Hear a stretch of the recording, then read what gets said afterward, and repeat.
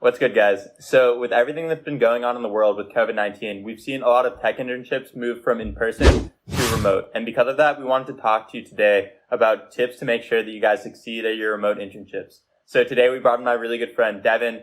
Devon's taught me a lot of what I know about computer science, data structures, and algorithms, knows a ton about computer science, and has a lot of internship experience. So he's definitely a really great resource for this video. Devon, did you want to introduce yourself? Yeah, hey guys, I'm Devon. I've known Erik from high school and we go to college together. And this summer I'm interning with Microsoft. And I just want to share some tips that I had to help you guys with any challenges you might have in your internship. So my first tip is communication. So a lot of problems in the workplace can arise from under-communication. So definitely lean towards over-communicating versus under-communicating. This means like in your first week, set up a meeting with your manager, ask them how often you should communicate with them, figure out your specifically what you should be working on over the summer, when you should reach out to them for help, and get feedback from them throughout the summer. And if you're worried that you might be bothering them too much, then you can ask different coworkers for help over the summer. And another important tip going off of communication is when you're working in a tech company, people might often use words or phrases that you don't really understand, and it can be easy to let that slide by, but I recommend you don't do that. Instead, ask them what it means, even if it means asking like a dozen questions in a conversation. And when you do that, take notes of it so that you know what it means. It can help, and you can help yourself later on when you're working on your goals. Yeah, now more than ever, communication is so important, especially in your internship. One thing I did last summer when I was interning was me and my manager set up weekly one-on-ones so we could talk about my progress and the tasks I've been working on, as well as questions and confusion that I was having with those terms that were being thrown around in meetings, where even after reading about the terms, I was still confused. So it's really important that you set up these meetings with your managers to make sure that you can talk about their expectations of you and your goals for the internship, and make sure that you guys can develop your relationship both professionally and personally. Right. So my second tip I'd say is when you're learning your tech stack, you should prioritize active methods versus passive methods. So what I mean by that is when a lot of people have to learn a new technology, such as React, JavaScript, is that they'll find tutorials online and they'll passively follow along through them. And by the end of it, they might find that they don't really understand the concepts and they can't really apply it further.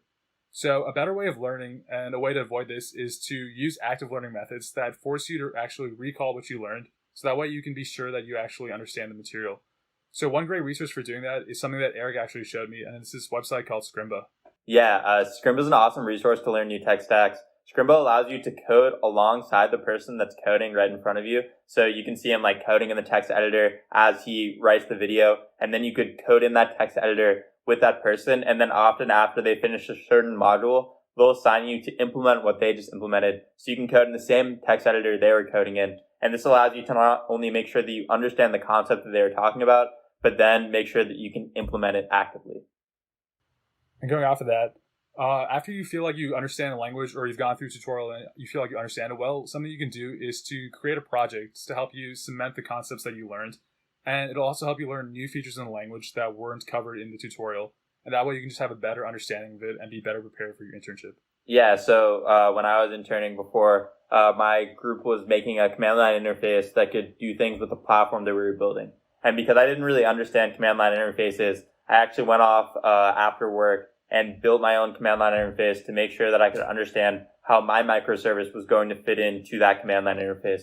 So then that allowed me to make sure that when I was going into the workplace, I could be as productive as possible and produce the best output for my team. Yeah, going off of that, my third tip is to try to stay productive when you're working from home. So as a software engineer, it can be really easy to get overwhelmed when you're faced with a large task and you don't know exactly what you should do, and you can get stressed out really easily. So what I recommend for that is to break down your problem into manageable chunks. Maybe make a list of it, of everything you need to do to accomplish your goal. And each day, try to tackle one thing from your list to help you move a step closer towards your goal. Yeah, and this tip is just so good.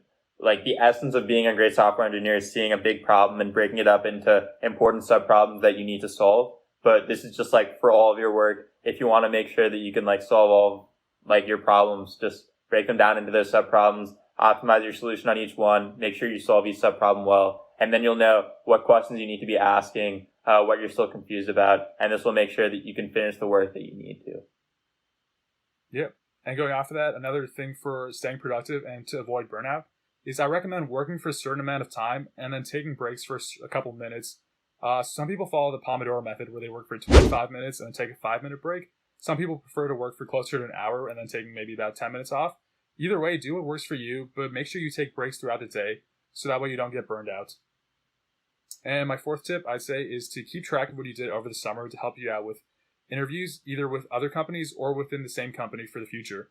So oftentimes in interviews, they might ask you behavioral questions like, tell me about a challenge you faced in the workplace, or tell me about a time you accomplished a goal. And it can be tricky to think of stories on the spot. So something to help you out with that is I recommend keeping a list of maybe 10 to 20 commonly asked behavioral questions.